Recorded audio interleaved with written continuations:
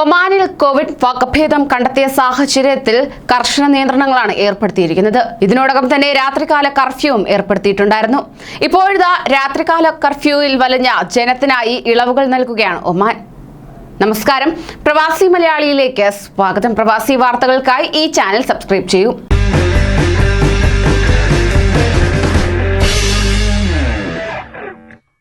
ഇളവുകൾ നൽകിയ സാഹചര്യത്തിൽ കോവിഡ് വ്യാപനം ശക്തമായപ്പോഴാണ് ഒമാനിൽ രാത്രികാല കർഫ്യൂ ഏർപ്പെടുത്തിയത്. രാത്രി 8 മണി മുതൽ പുലർച്ചെ 4 മണി വരെയാണ് രാത്രികാല കർഫ്യൂ ഏർപ്പെടുത്തിയത്.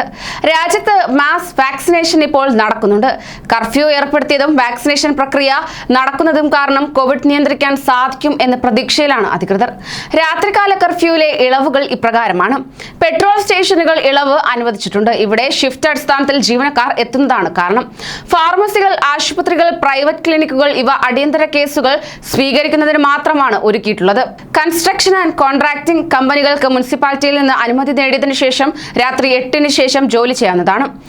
കൺസ്ട്രക്ഷൻ ആൻഡ് കോൺട്രാക്ടിംഗ് കമ്പനികൾ ജോലി ചെയ്യുന്ന തൊഴിലാളികൾ കർഫ്യൂ സമയത്ത് പുറത്തു പോകാൻ പാടില്ല. ഹോം ഡെലിവറി സേവനങ്ങൾ ഫുഡ് ഡെലിവറി കമ്പനികൾക്കായി മാത്രമാണ് സൗകര്യം. കഫേകളും റെസ്റ്റോറന്റുകൾക്കും ഹോം ഡെലിവറി സേവനങ്ങൾ ഉപയോഗപ്പെടുത്താം. ആവശ്യമായ അനുമതി മുനിസിപ്പാലിറ്റിയിൽ നിന്നും വാങ്ങാം. രാത്രികാല യാത്രാ ഇളവുകൾ ഇപ്രകാരമാണ്. ഫാർമസി, വാഹനങ്ങൾ സഞ്ചരിക്കാം. വൈദ്യുതി, വെള്ളം, ടെലികമ്മ്യൂണിക്കേഷൻ എന്നിവ അതിൽ ഉൾപ്പെടും. എയർപോർട്ടുകളിലെയും തുറമുഖങ്ങളിലെയും ജീവനക്കാർക്ക് സഞ്ചരിക്കാം. വെള്ളം, മലിനജലവും വഹിക്കുന്ന വാഹനങ്ങളിലെ ജീവനക്കാർക്ക് സഞ്ചരിക്കാം.